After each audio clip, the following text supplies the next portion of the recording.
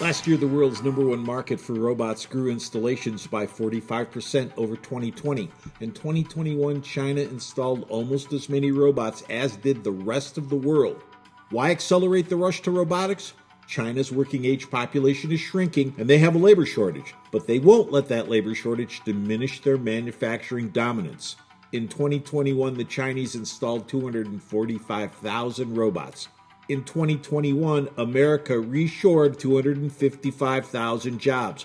Although not all the reshored jobs came from China, here's the point.